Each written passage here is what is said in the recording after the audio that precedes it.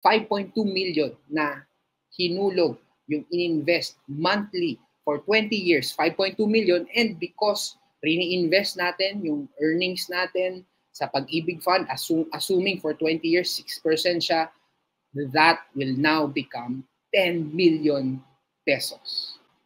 So, nasagot natin. Kaya nga magkaroon ng 10 million even if hindi ka nag-business, hindi ka nag-stocks, wala ka masyadong ginawang risk, but doing conservative 6% ng Pag-ibig MP2. In this video, we will talk about how you can be a multimillionaire even without having businesses, investing in stocks, having a lot of risk, and just by being an employee. Posible ba yun?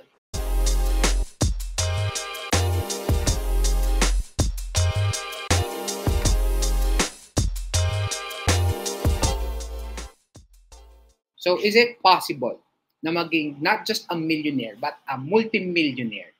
Walang business, walang investments, and being an employee. Is it possible that we will just utilize the Pag-ibig MP2? Ilang beses na natin napag-usapan ang Pag-ibig MP2 sa channel na to. You can also check other videos ng Pag-ibig MP2 natin to learn more about it. So, posible ba na magkaroon tayo ng not just a million or 2 million, but 10 million using Pag-ibig MP2? Of course, we need to set yung assumptions in doing it kasi maraming variations, factors, but for us to achieve that, ito yung magiging assumptions natin. Number one, you keep on investing monthly. Tuloy-tuloy, whether good economy, bad economy, tuloy-tuloy siya.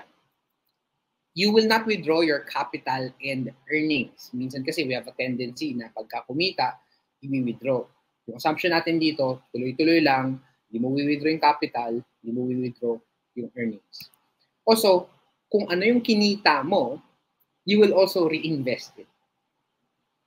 Tuloy-tuloy para mag-accumulate.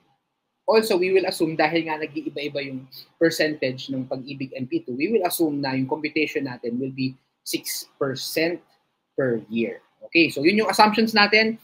Posible ba na mahihit ang 10 million using Pag-ibig MP2?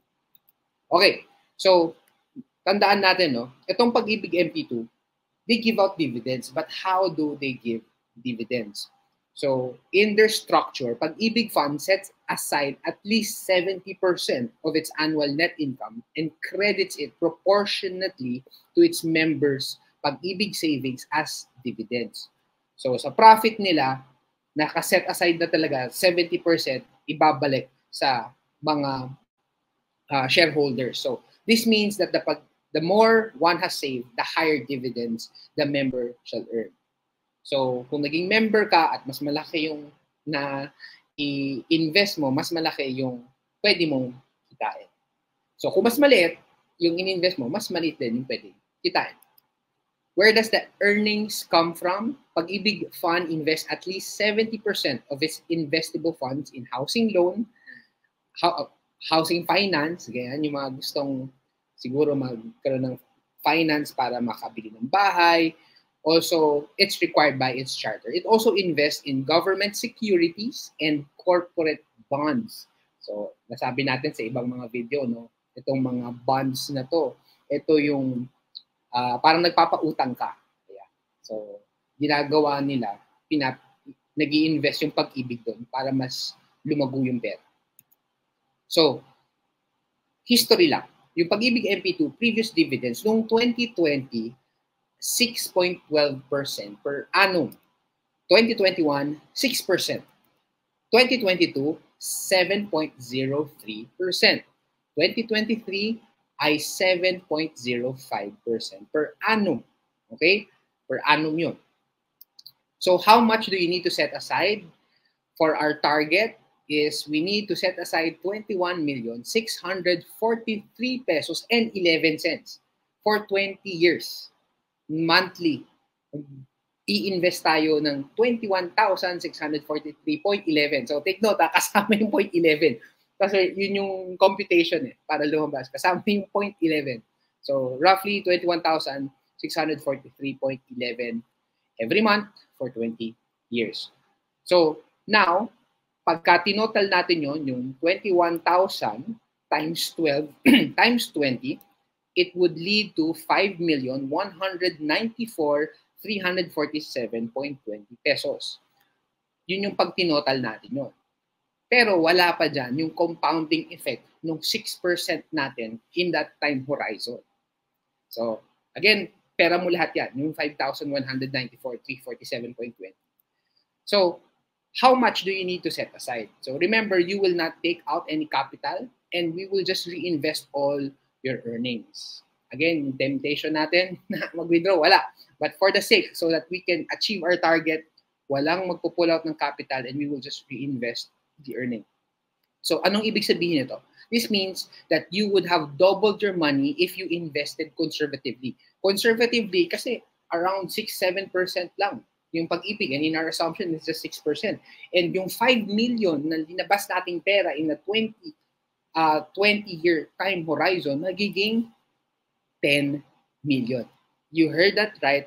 Yung roughly 5.2 million na hinulog, yung ininvest monthly for 20 years, 5.2 million, and because rini-invest natin yung earnings natin sa pag-ibig fund, assuming for 20 years, 6% siya, that will now become 10 million pesos. So, nasagot natin, kaya nga magkaroon ng 10 million even if hindi ka nag-business, hindi ka nag-stocks, wala ka masyadong ginawang risk, but doing conservative 6% ng pag-ibig MP2. So 10 million, hindi lang yan 1 million, 2 million, but 10 million. Would you believe? Would you believe 10 million? Siyempre, yung maganda dito, 8-digit millionaire ka. Hindi ka lang 7-digit. Nag-8-digit kasi 10 million na yan in 20 years without starting a business and still keeping your job. Pero yung question nun, so Neil, nagigets ko.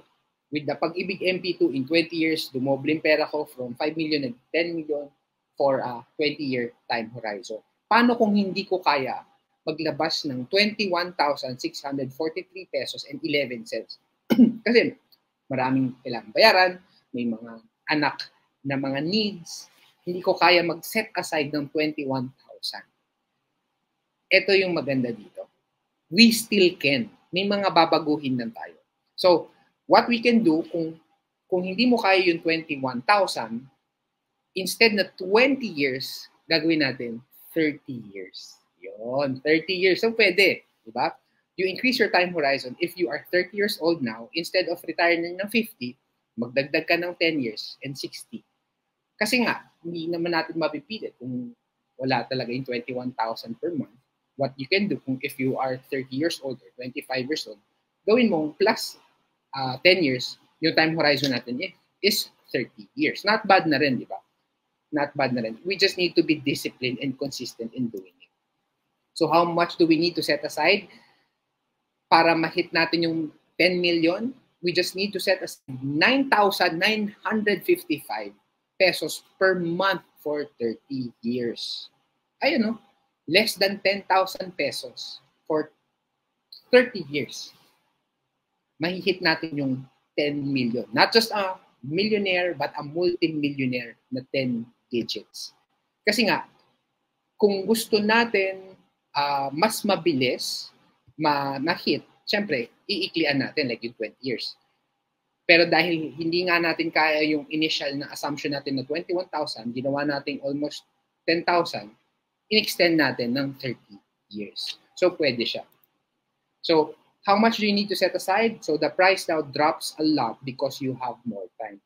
Dahil, kahit 10,000, less than 10,000 lang yung hinulog mo, 9,000-ish, mas maraming time mag-compounding effect, mas marami ring time na maglalaglag, maghuhulog ka ng additional 10,000 pesos per month kasi nagka-10 extra years. So, kaya nga, we are saying this, telling people that the best time to start investing is now. Because the earlier start, the more you have time to work hard for you. So, it doesn't matter kung anong edad ka, you're watching this maybe as a fresh grad, or 25 years old, or 30 years old or 35 years old, 40 years old, you see the concept here.